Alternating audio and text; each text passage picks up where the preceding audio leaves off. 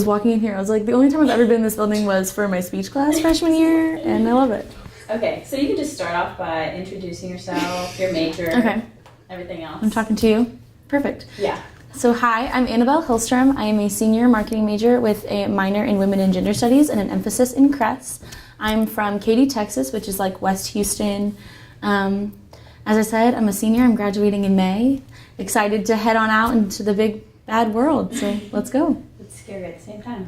For sure. Okay, so what is the CRES program and what does it stand for? Yeah, so CRES stands for Comparative Race and Ethnic Studies. It is in the School of Interdisciplinary Studies, I believe, which is a newly found school at TCU that has CRES, Women and Gender Studies, and it's a brand new school. CRES is a minor and a major program. It also has an emphasis, so you can either take classes that count for a major, minor, and emphasis. There are a bunch of different things, a few of the required classes for them. There's one called Engaging Difference and Diversity, which is basically the intro class. That's a class that a lot of people are going to take, especially if diversity, equity, and inclusion becomes a part of the core curriculum at TCU, which is a new movement that CRES is kind of behind. There's also the Critical Race Theory class, which is basically just discussing different literature about race and how it impacts people's everyday lives, stuff like that. That's cool. So how exactly did it begin at TCU, and like when, how many years ago? I'm not exactly sure when it began, but the CRES program itself is fairly new. I took my first CRES class in the fall of 2018, and I know that it was offered in the spring of 2018 and I think in the fall.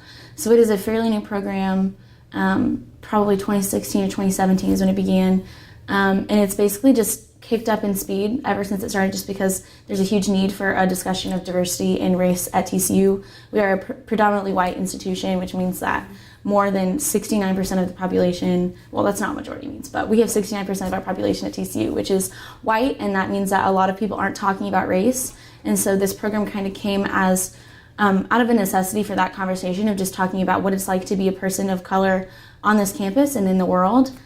So it's been a really huge part of the growth of TCU, especially with the new DEI initiative that's coming in. Was it like student founded, or was it mostly based off of professors? I think it was kind of a pairing of both. So TCU has a really difficult administration to work with because a lot of them will not create programs without the students coming forward first and asking for things. So I think it probably started out with students coming and complaining or bringing up their concerns to administrators and faculty and saying, hey, there's this need on campus, we're not talking about this. Other schools that we're like or that we're similar to have these programs, why don't we?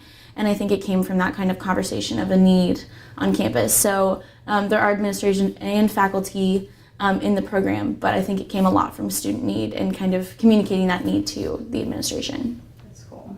That's cool. It's student-based too. Mm-hmm. So how did you like start to know about the program, and how did you get involved and stuff? A few of my friends had taken classes, but for me, a lot of my knowledge of the whole program came through my involvements on campus. I was a frog camp director last summer, and so I had a lot of communication with the people involved in student development and student affairs at TCU. And a few of them had their hands in the CRES program before it had even begun, being those people making those conversations, talking about what kind of classes were needed, who could teach those classes. So a lot of what I knew about the program came from those staff and those faculty working through that. But I took my class, like I said, the fall of last year, so fall of my junior year. And from then on, I declared the minor. That's cool. So how many TCU students do you think are a part of like this program, whether it's like a minor or just like an emphasis or major? Probably, I would say probably less than 100. There aren't that many, at least in my year that I know of, but I know the incoming classes are getting more awareness and more exposure to the program. So I think that this coming fall we'll have a lot more students who are identifying that as a minor or a major, but I think just because it hasn't even been around for 4 whole years, people haven't truly been exposed to it when they are freshmen declaring their major and expanding through. So if there are 100, I'd be shocked, but I think that in the next few years it's going to grow quite a bit. Okay. How do you think, like, what would be a good way to like make the CRES program more known around campus, like how other programs, I can't think of one right now, but like other programs there are? I think the most important part in marketing the CRES program is just emphasizing the importance and the lack of knowledge that a lot of students have with it, right? So I think a lot of people come to TCU because they want to be nursing majors, or they want to be business majors, or they want to be journalism majors, because TCU has such influential programs in those areas. But I think a lot of people aren't even aware that CRES exists, right? A lot of people haven't even seen another person of a different race in their entire lives, which is another problem that TCU has. But I think once people start to become more aware of the impact of race in their lives and the impact of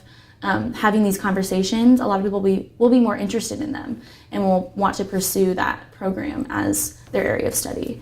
So I think a lot of it just has to do with having those conversations and bringing to light the issue that is race on the campus. Okay. Sorry, my phone knocked on me. You're fine. So what are some past events that CRES has put on campus or off campus? I know they do like a study abroad type deal. And so what is all that about? So from what I know of, they've done a lot of different programs about power and what power looks like and how power relates to race and privilege and a lot of those things. So they've had forums discussing those events. They also had, I'm not sure the title of the event, but they have a program that's talking about like how to rally together and unite as a group of people to pursue activism. So I know that they've had a few events regarding those things. They also are having a lot of events talking about hiring new faculty and doing like faculty luncheons and stuff like that. But I think because they are a smaller program, they don't have as much funding as a lot of the other organizations and areas of study on campus do. So I think a lot of what they're doing is trying to focus on what students want and what students need, and then also getting those faculty in place to teach the classes that will be coming in the new years. Okay. So what is your perspective on the importance of the program? Like what drew you to the program? Yeah. So I came from a very predominantly white conservative background. I didn't have a lot of exposure to different races or different experiences before I came to TCU. And that's pretty shocking considering the fact that TCU is 69% white, right? So I think a lot of students that come here have similar experiences to mine, but then there also is a huge push to have students of color come to TCU. And so there's this huge divide of people who have never experienced a person of color and don't know how to engage with them and don't understand the differences in those experiences. And then the students at TCU are trying to bring in to make the campus more diverse. But there's a difference between the understandings and the acknowledgments of those two groups of people. So I think CRES kind of came to me at a point when I was really wanting to learn more and was acknowledging that I didn't have a lot of the answers and I didn't know a lot about anything that I was talking about or was hoping to talk about.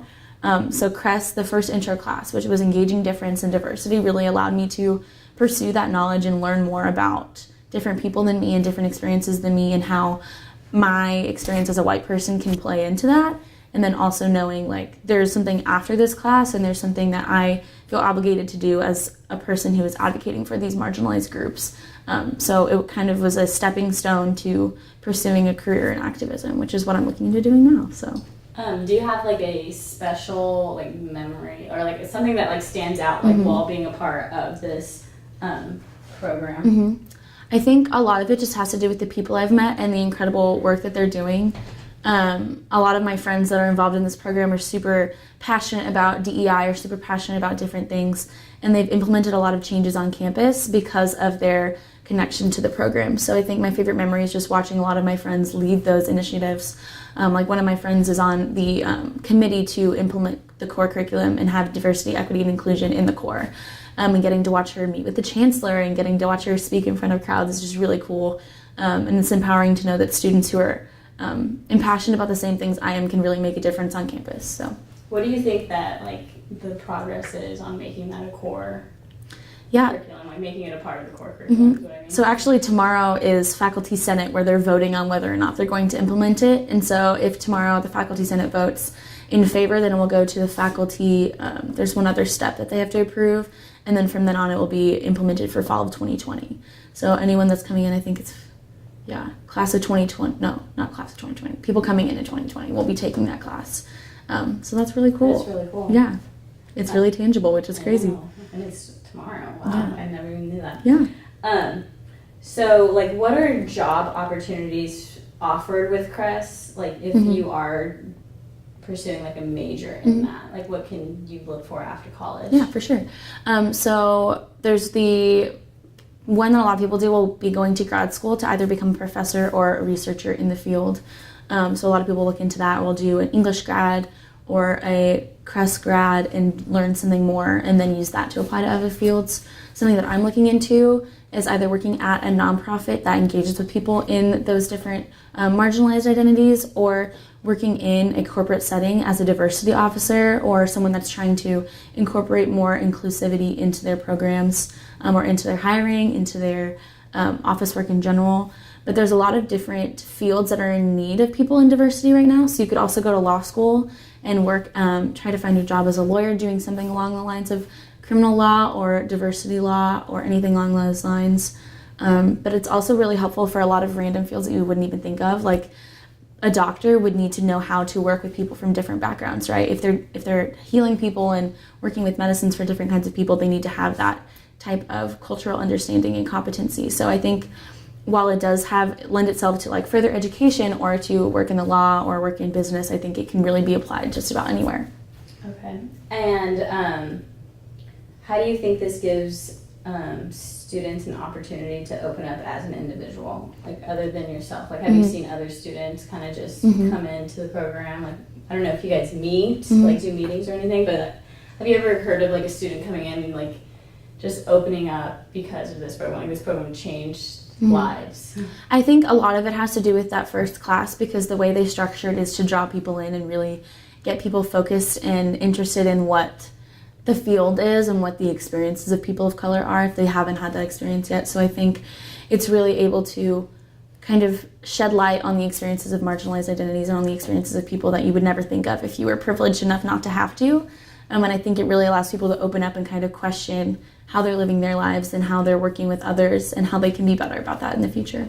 Okay. And then the final question is, how do you think, like, what are the plans for like the future of CRES? Like what are the plans for it to grow and be like a bigger program? So I think right now a lot of it has to do with hiring more faculty and hiring more people that are willing to spend time in the program and getting a lot more board support and administration support, just because it is fairly new.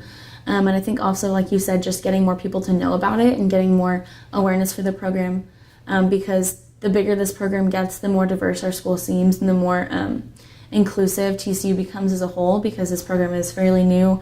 We don't have that kind of under our belt yet. So I think the growth will come with more awareness and with more people coming in. And then after that, hopefully it will be as well known as the Schaefer School of Communications or Neely School of Business, and hopefully it will take off. Perfect. That is it. Let me just press pause. Amazing. I never know. Like if